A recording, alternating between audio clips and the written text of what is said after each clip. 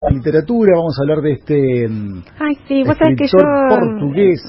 Para mí es un enigma Fernando Pessoa, porque yo digo, ¿cómo voy a hablar de Fernando Pessoa? Es uno de los poetas más importantes del siglo XX y quiero hablar de él, en realidad. Lo escuché a Carlos Cliar hace poco en una conferencia el jueves, una charla, porque participé del Fondo de Fomento de la Lectura y el Libro de Mempo Giardinelli, de la Fundación Mempo Giardinelli, que fue jueves, viernes y sábado, virtual, y es la primera vez que puedo participar. Y bueno, fue muy lindo porque mucha gente pudo hacerlo, por ejemplo yo, que nunca había podido porque antes se hacía presencialmente en Chaco, y ahora pudieron participar muchas personas, no solo de todo el país, sino también de diferentes países de Latinoamérica, también de España. Todo lo que está dedicado a la formación de mediadores. Exactamente, sí. Y bueno, pude escuchar a mucha gente, entre ellos, como te decía, Carlos Cliar, también a Pablo Bernasconi, a Leonardo Padura, a Graciela Vialet, gente de acá, de la Argentina, como también de España y de Latinoamérica, justamente por la tecnología. Y él lo mencionó a Fernando Pessoa y me acordé que, bueno, no lo había conversado acá en la radio, a Fernando Pessoa, que vos me preguntabas, bueno, si yo los conocía a todos. Sabemos que, bueno, de sus identidades. Yo te decía que en realidad yo he leído uno, que es el que a mí me gusta mucho, y particularmente un poemario que es El guardador de rebaños, de Alberto Caeiro. Tuvo varias identidades poéticas, les inventó una vida a estos personajes. Él escribió toda su vida, pero no publicó. Él publicó solamente un poemario, un poema que se llamó Mensagen, en 1933. Estamos hablando de Portugal. Él nace en Lisboa en 1888 y muere también en la misma ciudad, pero tuvo una vida, si te cuento un poco su infancia, fue hijo de un funcionario del Ministerio de Justicia y también crítico de música, que muere cuando él tiene 5 años de tuberculosis. También sufre la pérdida de su hermano menor, que también muere al año de edad. Su madre se vuelve a casar con un cónsul de Portugal en Durban, en un país de Sudáfrica. Entonces, por esa razón, siendo niño, Fernando Pessoa se va a trasladar y va a vivir su infancia y adolescencia y va a estudiar Derecho en la Universidad del Cairo, posteriormente ya en su juventud. Pero esto le permite esa vivencia en un país extranjero, poder aprender otro idioma, en este caso el inglés, y le va a permitir poder trabajar como traductor. Él va a volver solo, va a volver a Lisboa en 1905, y su familia se va a quedar allí en Sudáfrica, y bueno, se va a quedar aquí en Lisboa, se va a quedar con su abuela, y hasta que su abuela fallece, le da una herencia, y eso le va a permitir a él vivir unos años. Él también va a ser periodista, va a trabajar escribiendo artículos, pero su vida como poeta, podríamos decir como Kafka, es una vida culta, ¿no? Porque él escribe de noche y él nunca publicó en vida salvo este poemario. Y bueno, lo que tiene en particular es esta creación de identidades poéticas, que como yo te decía, el que yo conozco más es Alberto Caeiro, y que les da también vida en el sentido de que los describe. En este caso, Caeiro es un campesino, es muy sencillo, es enigmático y es para mí el más metafísico, más allá que la idea de Dios.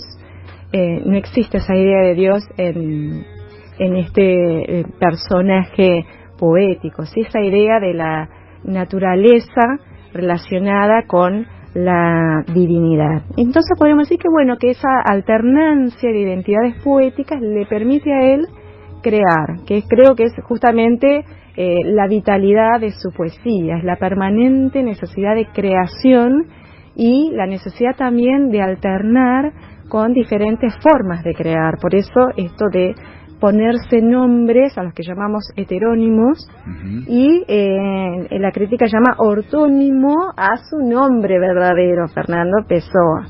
¿Sí? Entonces tenemos 3 personajes: Alberto Caeiro, Álvaro de Campos y Ricardo Reis. Ese es otro.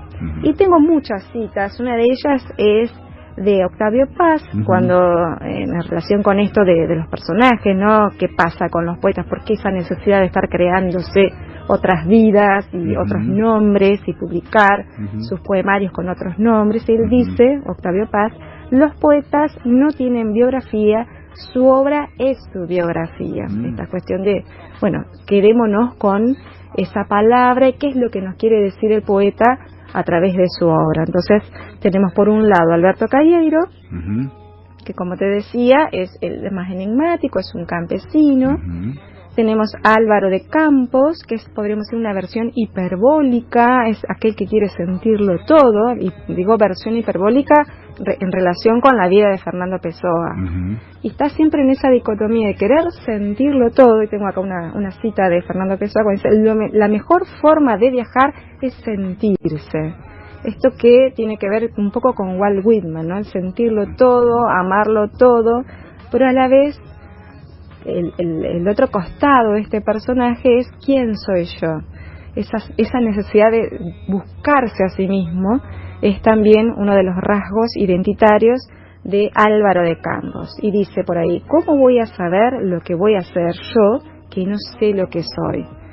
Entonces hay todo un juego de palabras que es para mí muy profundo y muy filosófico, y es un poeta que me deja pensando y me deja en silencio. Por eso les traje acá un poema de este poemario que yo te digo, El guardador de rebaños, porque es muy profundo. Y después tenemos Ricardo Reis, que se define como el latinista, el monárquico, el más bucólico, el que busca más los símbolos, ¿sí? Es quizás el más pegado a la corriente literaria, a la tradición occidental en literatura. Entonces eso le permitió a Fernando Pessoa poder indagar y buscar diferentes formas en lo que hace a su creación poética. Y tengo por acá también un dato de escritor José Saramago, que escribió un libro, el año de la muerte de Ricardo Reis, justamente a partir de este heterónimo de Fernando Pessoa. Es decir, que lo resucita en esa novela a Ricardo Reis y lo trabaja como personaje en su novela, en este caso José Saramago.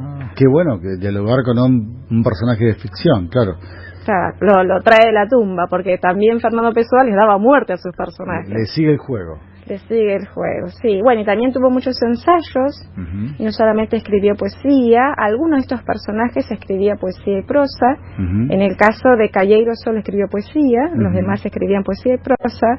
Y bueno, eso le permitió a él esa libertad poética que te digo, en una época en que estamos pensando 1914, el inicio, estamos en la primera década del siglo XX, de las vanguardias, quien introduce las vanguardias poéticas en Portugal. Claro. Yo creo que tiene muchos motivos un poeta para elegir un alter ego. A veces tiene que decir algo, por ejemplo, denunciar alguna injusticia social, y no está bueno depende de la situación, depende del país, exponerse, porque pones en riesgo tu vida y la de otro. Puede ser una manera de gambetear, de decir, tal vez uno podría decir, es como tirar la piedra y descontar la mano. Bueno, son los atajos que a veces tiene el arte.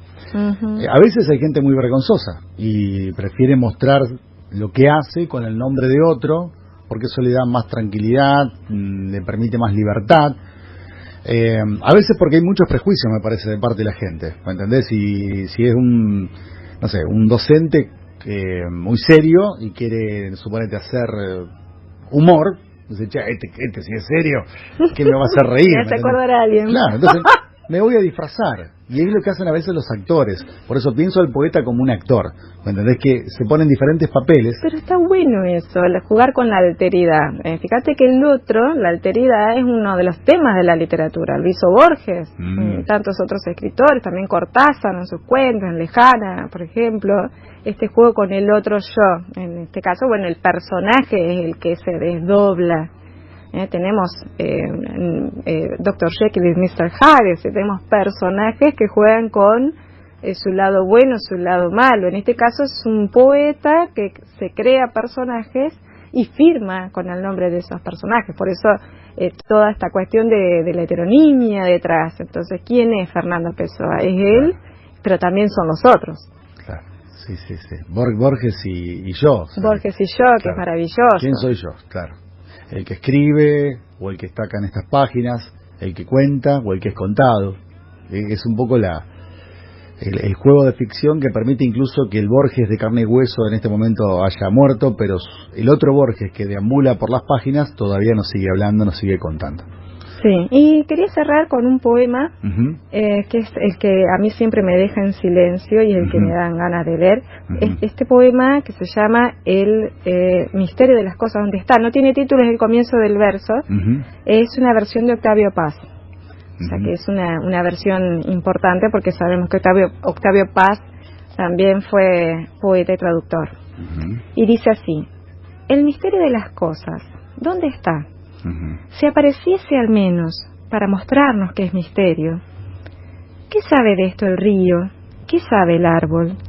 Y yo, que no soy nada, ¿qué sé yo? Siempre que veo las